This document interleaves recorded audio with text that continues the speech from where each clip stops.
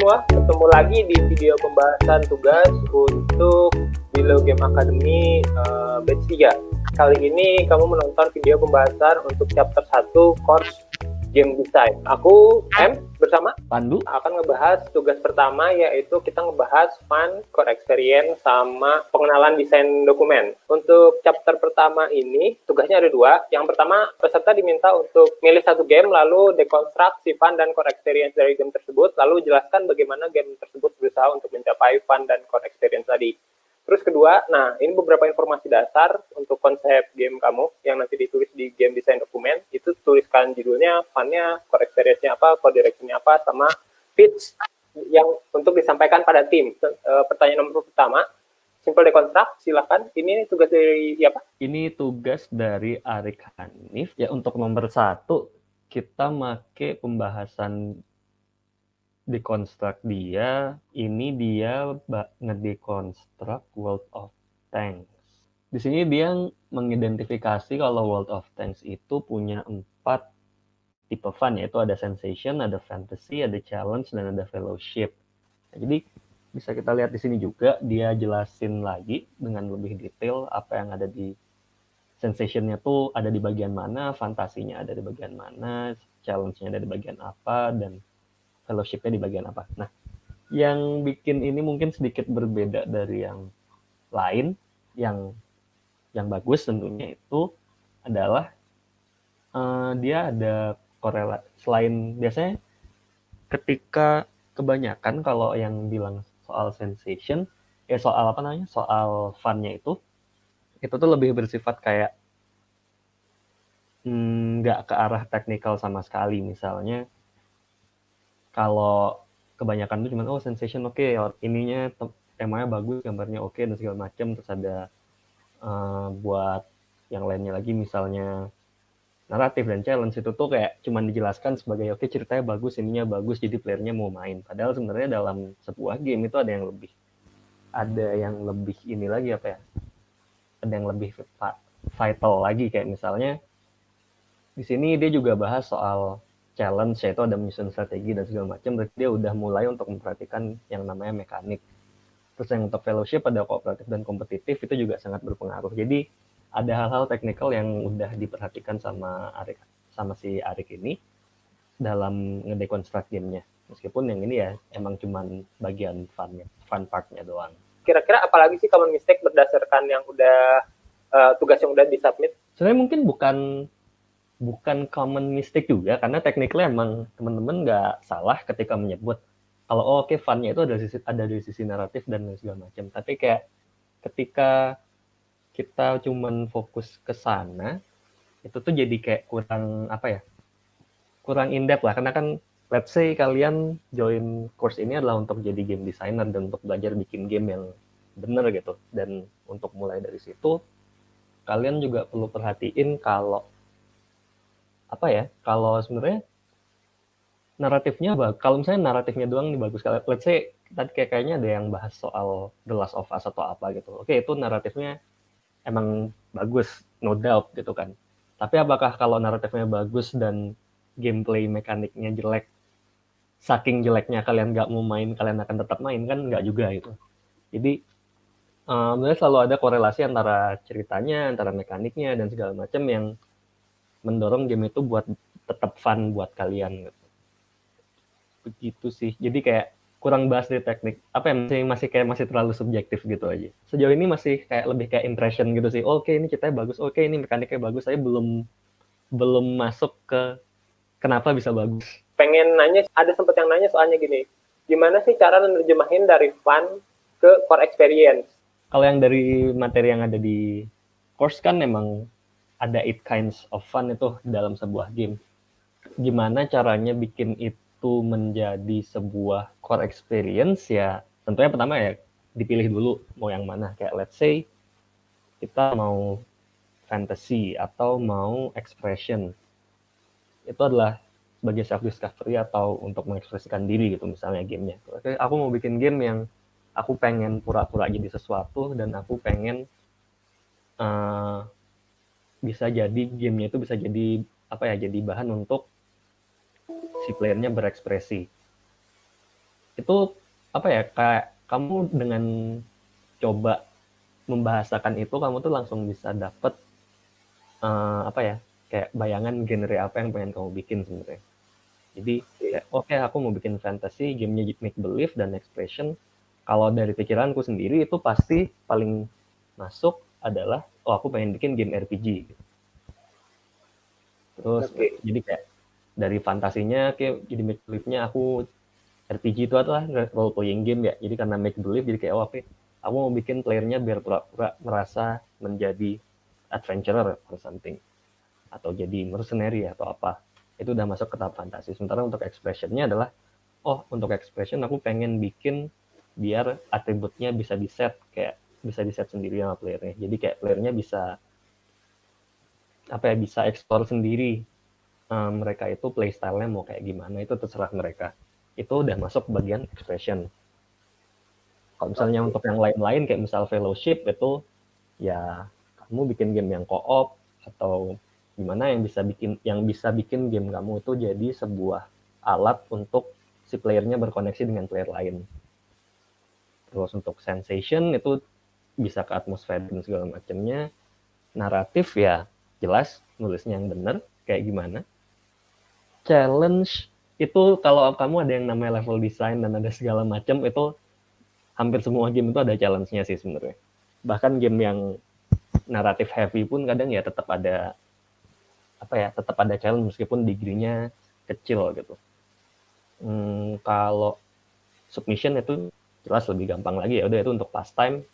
Oke, kamu mau bikin game yang cuma dimain sekian detik per sesi, ya udah kamu bisa bikin game-game kayak hyper casual di mobile games misalnya.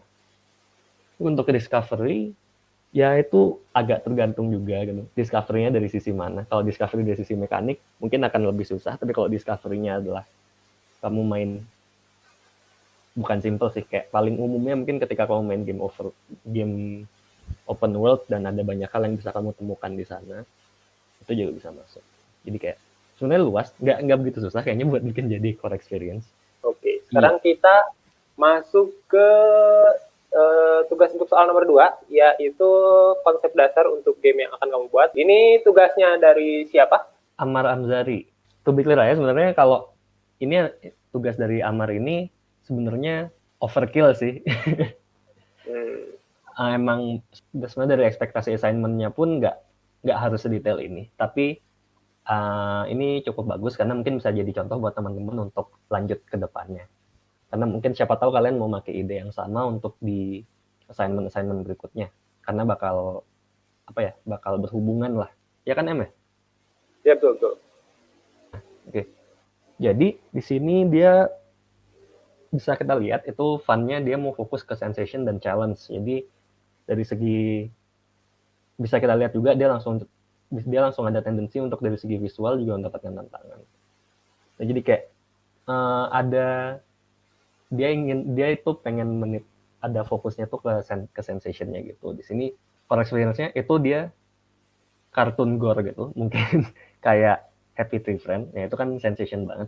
Itu evoke certain emotions gitulah ke playernya, dan itu yang dia cari, yang dia fokuskan untuk cari itu. Jadi kayak ada comedic slapstick gore yang dipakai itu termasuk salah satu experience yang pengen dia tawarkan, which is fine, ada marketnya tentunya. Di sini juga dibilang ada plan mengumpulkan loot sebanyak-banyaknya, jadi kayak ya udah itu salah satu mekanik dari game yang mekanik utamanya yaitu loot collecting. Terus ada dengan konsep gameplay yang sederhana dengan konsep menyerang dan menghindar. Jadi kayak dia juga udah jelasin gamenya kurang lebih bakal kayak gimana. Fokusnya adalah ngambil loot dan dengan konsep gameplay yang dipakai itu mekaniknya sederhana, cuma menyerang soal menghindar. Ini juga kelihatannya ada dealer tuh player juga memainkan game dimanapun dan kapanpun, itu ada tendensi dia ingin bikin gamenya itu bisa dimainkan secara mobile. Untuk directionnya ini juga lumayan oke gitu. Gamenya itu bisa dilihat ini kayak dia terinspirasi dari game survival sama ini mungkin top down shooter kayak. Nah, dia pengen menggabungkan genre itu dicampur sama tadi aspek sensation-nya yaitu kartun, gore, slapstick gitu lah, slapstick humor lah kira-kira. Nah, untuk art assetnya jadi juga dia udah tampilin, terus ada level environment-nya kira-kira kayak gimana, itu tuh lengkap. Dia udah punya bayangan segala macamnya. Terus bahkan untuk untuk world design-nya dia juga ada semacam referensi, yaitu ada Alice in Wonderland dan segala macam. Terus di sini juga ada contoh penggunaan mekaniknya kayak gimana, grapple-nya gimana, kamera angle-nya juga dia kurang lebih sempat kasih tahu juga, yaitu ada di sini. Bahkan ada ada UI-nya juga. Jadi kayak dia sampai halaman satu aja, itu sebenarnya udah cukup banget untuk tugas ini. Jadi si tugas ini sudah kayaknya Amar ini udah cukup kenalan juga ya sama game design ya. Jadi beberapa hal yang mungkin kita akan pelajari di chapter-chapter selanjutnya, Amar udah masukin dan itu oke sih. Sip. Tadi berdasarkan apa-apa yang udah dibaca, apa sih kekurangan common mistake yang biasa dilakuin sama si teman-teman yang udah submit tugas ini?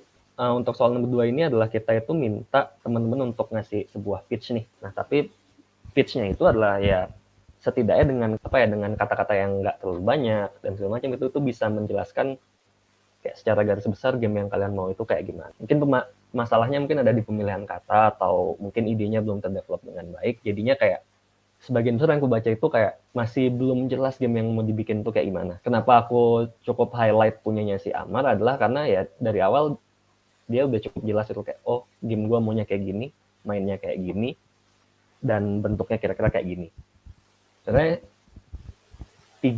menjawab 3 kalimat itu aja tuh udah cukup gitu loh. Kayak misalnya, oh aku pengen bikin game RPG dengan tema dark fantasy dan bisa dimainkan secara multiplayer. Sebenarnya itu udah cukup. Oh oke, itu udah sebuah pitch gitu.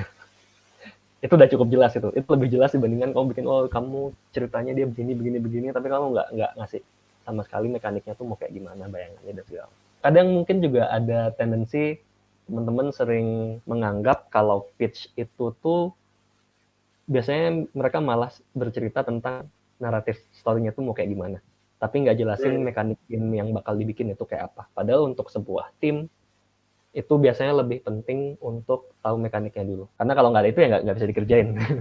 Banyak juga yang belum bisa membedakan pitch untuk GDB, yang mana itu adalah pembacanya adalah timnya, sama pitch untuk ke kayak playernya gitu ya. Itu ada beberapa hal yang lebih penting untuk dibicarakan, kayak misalnya mekaniknya dulu, dibanding kira-kira teman tiba-tiba ngomongin tentang story-nya, tentang world building-nya dan segala macam. Lebih enak buat timnya ketika kalian ngomong mekanik dulu. Mungkin ada lagi yang mau dibahas dari tadi common mistake tadi? Mungkin buat teman-teman mindset-nya diatur dulu. Kalau kalian nulis game design dokumen itu ditujukan untuk tim lain. Let's say kalian adalah seorang desainer dan kalian punya artisnya orang lain, kalian punya programmernya lain dan segala macam.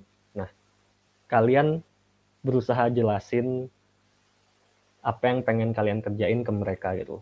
Jadi mungkin ada baiknya juga kalian mulai belajar soal kalau belum bisa programming, mungkin coba nonton video atau apa tentang programming, tentang game programming, biar kalian paham, oh ketika gue mau bikin game yang ada fitur kayak gini, itu tuh programmernya harus kerja kayak begini.